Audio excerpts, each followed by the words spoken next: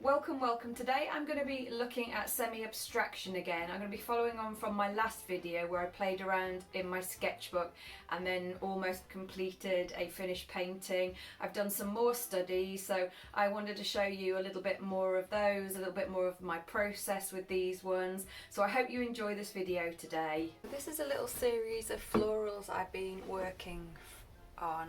I showed you one of these in a last video, and this was another image that I'd collaged in my sketchbook, and I started painting it and just doing some finishing touches now really. So I've had this idea of a lilac stripe.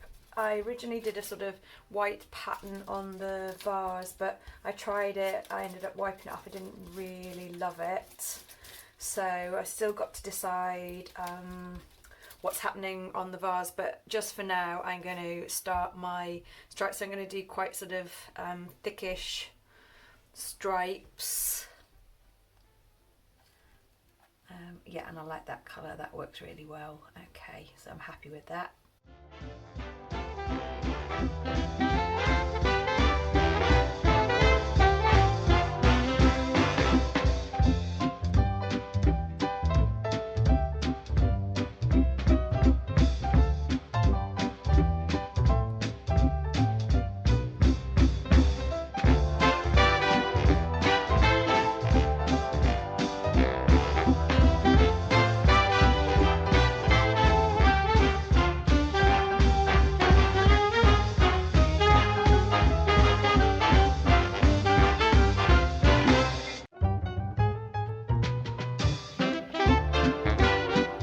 I love books, I love textile books, I love art books, all sorts of different books to be fair. There's something about flicking through the pages that I just love and enjoy. I love looking at things on like resources like Pinterest, but I just don't find that it's quite as special as flicking through a book. Anyway, I've got these textile books and I'm just kind of having a flick through to see if anything jumps out at me as a potential part of a pattern. Not that I want to copy it, but there might just be an element that I kind of think, oh yeah, I might use that in my painting. Not feeling it yet, but I will keep looking. I actually really quite like this, just not necessarily the shapes, but just the little patterns in the background there, but I don't know whether that would be quite right for my pot. Let's see what else there is.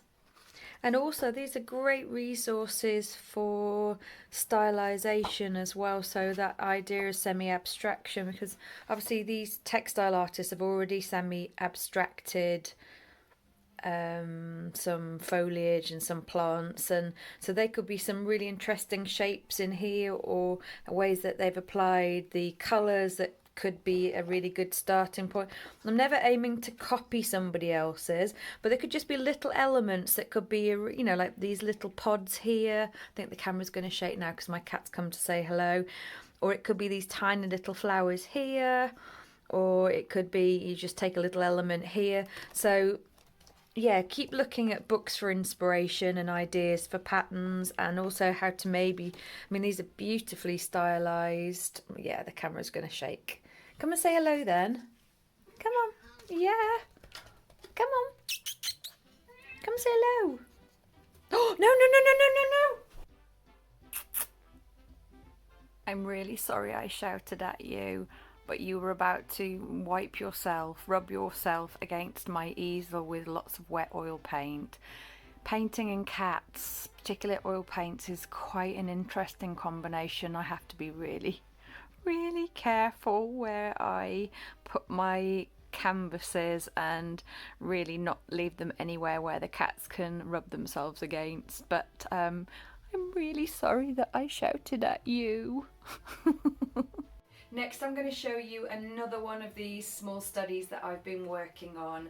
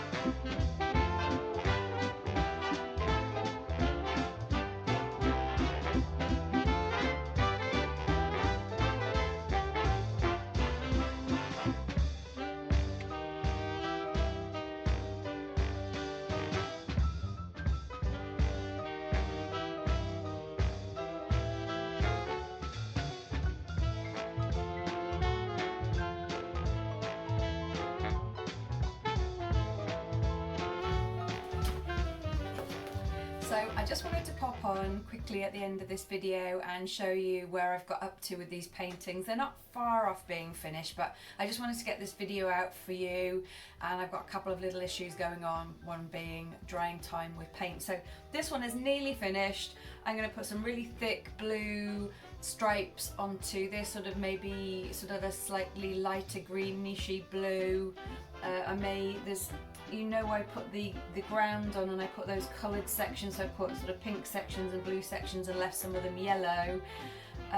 This blue, I'm going to do a lighter version of that and put stripes on, just so that the colour flow is still really good, and I may put a few sprinkles of that blue just up onto the flowers. That would just be little teeny tiny elements.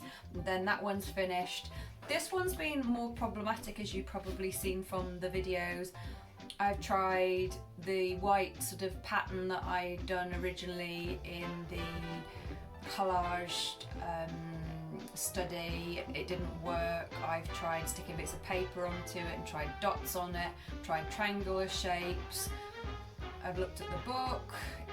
I'm really pleased with the rest of the painting. It's just the very, very last minute finishing part, which is the pattern that I'm going to put onto this vase. But as I was just about to do this video, I found this little jug of mine, and I really like these circular patterns on here, so I'm wondering if I could possibly incorporate that, but I will show you that on another video. And I also wanted to it's really good to know that sometimes the artistic process just doesn't flow immediately. So sometimes I know exactly what I want to do, I'll have a really good idea of what colours I want to put on there, and then sometimes, like with this particular vase, it will take me a while to get to the right thing, and sometimes I might just need to let it sit for 2 weeks. But I wanted to show you, this had also gone a little bit wrong. So I painted this one, and I showed you this in the last video,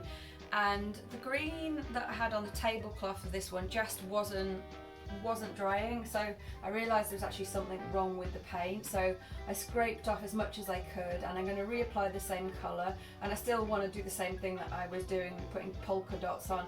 Somebody had given me the yellow paint that I used, and I actually realised that it was maybe quite old and had gone off, and that was what the problem was. So when you're painting, not everything always goes 100% to plan. So yeah, just wanted to share that with you as well, that it's not always a perfect process, and there are highs and there are lows. Yeah, I'll put these back up on the shelf now so they're out of the way of the cats. Thank you so much for joining me today. I really hope you've enjoyed this video. Any of the paintings that I didn't get finished today because of wet paint, the joys of oils, I will post into another video. But for today, thank you very much for joining me. Please do like, subscribe and press that notification button if you'd like some more content and you enjoyed this. But for today, thank you, and see you next time. Bye. Who am I trying to kid? I love polka dots. Can't really manage a painting without a polka dot or two, so that's feeling much better.